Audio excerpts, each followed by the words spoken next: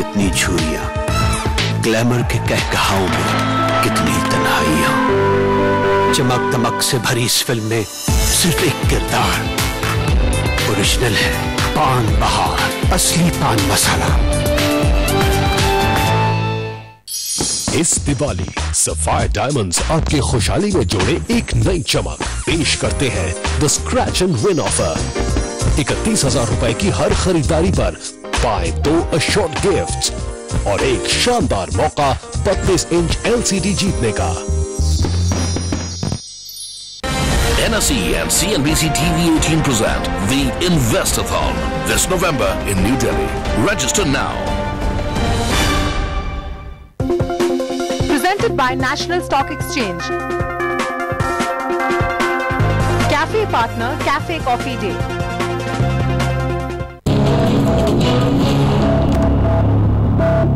आपने देखा कि किंग ऑफ गुड टाइम्स का ये गलत फैसला उन पर कितना भारी पड़ा है।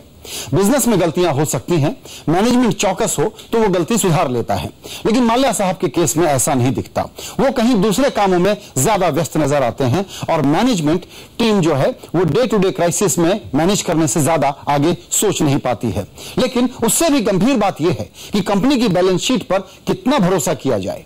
कई एनालिस्ट्स इस बैलेंस शीट को विश्वसनीय नहीं मानते। किंगफिशर एयरलाइंस के ऑडिटर्स के मुताबिक कंपनी अपनी एबिटा बढ़ाने के लिए कई तरह की गलत एंट्रीज कर रही है। कंपनी की बैलेंस शीट की बारीकी से पड़ताल करने पर कई ऐसी एंट्री सामने आती हैं जो चौंकाने वाली हैं। मसलन कंपनी अपने हवाई जहाजों के मेंटेनेंस और इंजन को ठीक करने पर जो पैसा खर्च करती है उसे कैपिटलाइज किया जा रहा है। कंपनी इस खर्च को एसेट के तौर पर अपने अकाउंट्स में दिखा रही है। ज्यादातर एनालिस्ट मानते हैं कि इस खर्च को खर्च यानी एक्सपेंस के तौर पर दिखाया जाना चाहिए, एसेट के तौर पर नहीं। साथ ही कंपनी अपनी बुक्स में डिफर्ड टैक्स की एक एंट्री करती है। वित्तीय वर्ष 2011 में कंपनी ने 2,928 करोड़ रुपए की डिफर्ड टैक्स एंट्री दिखाई। एक्सपर्ट्स का मानना है कि ये एंट्री गलत है। भारतीय अकाउंटिंग स्टैंडर्ड्स के मुताबिक घाटे में चल रही कंपनियों पर टैक्स नहीं लगता। ऐसी कंपनियों को डिफर्ड टैक्स की एंट्री करने की इजाजत होती है, लेकिन ये इजाजत इस शर्त पर मिलती है कि आने वाले दिनों में कंपनी मुनाफे में आएगी और फिर टैक्स भरेगी। एनालिस्ट का मानना है कि किंगफिशर एयरलाइंस के मुनाफे में आने के कोई संकेत नहीं है। ऐसी सूरत में उन्हें वैल्यूएशन अलाउंस की एंट्री करनी चाहिए। अगर किंगफिशर एयरलाइंस वैल्यूएशन अलाउंस की एंट्री करता है तो उसकी नेटवर्थ खत्म हो जाएगी और कंपनी असल में दिवालिया हो जाएगी। कई एनालिस्ट का यह भी कहना है कि असल में किंगफिशर एयरलाइंस एक दिवालिया कंपनी ही है और इसीलिए मैनेजमेंट इस तरह की गलत अकाउंटिंग एंट्रीज कर रहा है। ऑडिटर्स इस बात से इत्तेफाक नहीं रखते।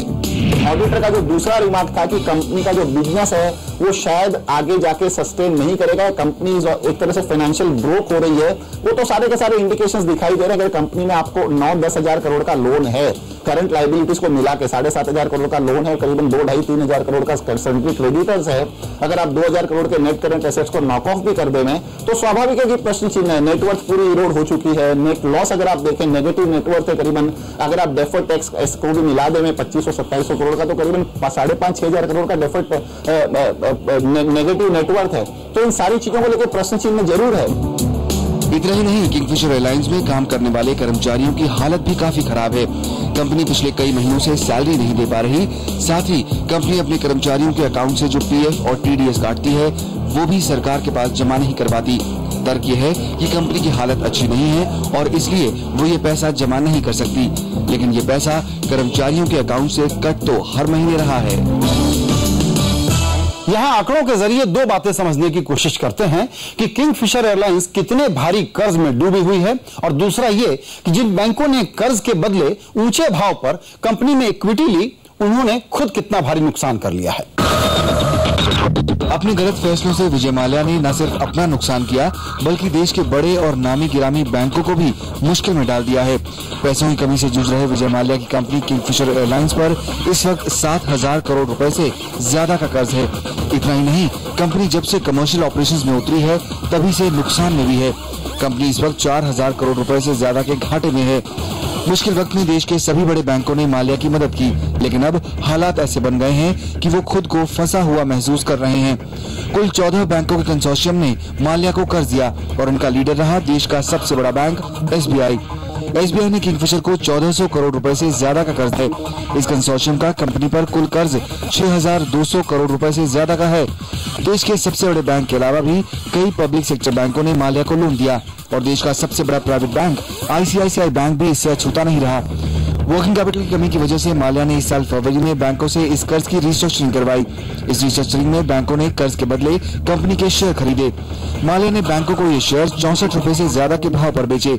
जाहिर तौर पर बैंकों ने बाजार भाव से ज्यादा कीमत पर ये शेयर खरीदे और अब वो पछता रहे हैं, क्योंकि किंगफिशर का मौजूदा शेयर भाव 20 रुपए के आसपास पहुंच गया है और बैंकों को भारी नुकसान हुआ है। एक्सपर्ट्स मान रहे हैं कि किंगफिशर एयरलाइंस एक दिवालिया कंपनी है। अपने अकाउंट्स में कंपनी ने कई गलत एंट्रीज की हैं, जिसके कारण कंपनी की सच्ची तस्वीर शेयर होल्डरों के सामने नहीं है।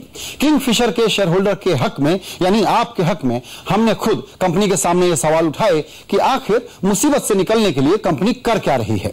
आइए जानते हैं कि कंपनी कैसे इस बुरे वक्त को भी यही कह रही है कि सब ठीक ठाक है।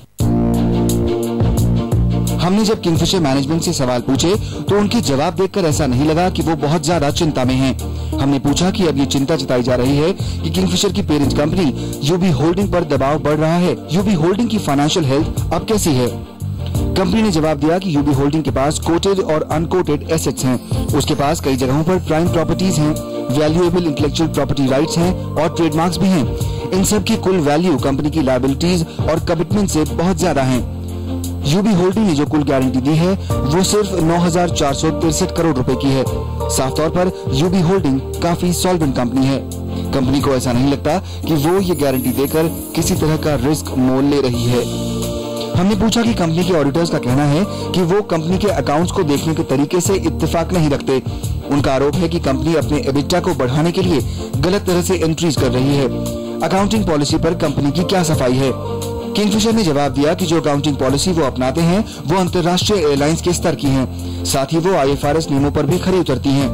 ऑडिटर्स को कंपनी के काम करते रहने पर कोई शक नहीं है। उन्होंने किंगफिशर ऑडिट कमेटी के चेयरमैन को चिट्ठी लिखकर ये भरोसा दिया है कि वो कंपनी के लंबे समय तक काम करने पर शक नहीं कर रहे, भले ही कंपनी काफी घाटा उठा रही है। यानी ये कहना गलत नहीं होगा कि किंगफिशर एयरलाइंस सरकारी खजाने और अपने कर्मचारियों की मेहनत की कमाई से चल रही है। ऐसे दौर में मौका था कि विजय माल्या एक संजीदा बिजनेसमैन के तौर पर सामने आते, लेकिन उनकी जो पॉपुलर इमेज है वो एक रंगीन, खेल प्रेमी और पार्टी प्रेमी की ही इमेज है। शायद उनका जोर हमेशा इस बात पर रहा है कि कैसे ज्यादा से ज्यादा लाइमलाइट हासिल की जाए, लेकिन इसका नुकसान उनकी कंपनी में पैसा लगाने वाले शेयर होल्डरों को उठाना पड़ रहा है।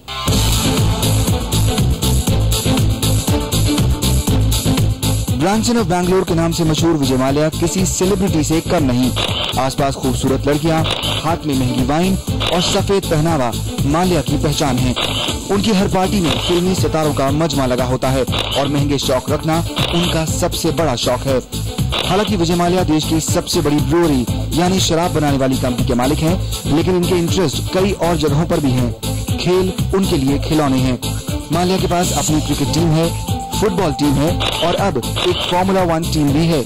वो मशहूर है अपनी लाविश पार्टियों, खूबसूरत बंगलों और गाड़ियों के लिए। माल्या के किंगफिशर ब्रांड को पहचान मिली किंगफिशर कैलेंडर्स की वजह से। बिकनी पहनी युवा मॉडल्स का ये कैलेंडर जब बाजार में उतरा तो तहलका मच गया। माल्या बड़े सपने देखते हैं और अक्सर उन्हें पूरा भी करते हैं। 2003 में उन्होंने अपने लंबे समय के सपने को पूरा किया और निशाना साधा सीधे आसमान की ओर। किंगफिशर एयरलाइन देश की सबसे ज्यादा ग्लैमरस एयरलाइन के तौर पर लॉन्च की गई। खूबसूरत एयर होस्टेस, स्मार्ट पायलट और फ्लाइट में इंस्ट्रक्शन देने के लिए खुद याना गुप्ता। यात्रियों को खींचने का उनका फॉर्मूला शुरुआती दिनों में काफी सफल रहा, लेकिन तरक्की के ये दिन ज्यादा नहीं चले। माल्या साहब जितनी मौज मस्ती करते नजर आते हैं, उनकी कंपनी किंगफिशर एयरलाइंस के शेयर होल्डर उतने ही परेशान और हैरान हैं। ब्रेक के बाद जानेंगे कि क्या है शेयर होल्डर्स के सामने ऑप्शंस।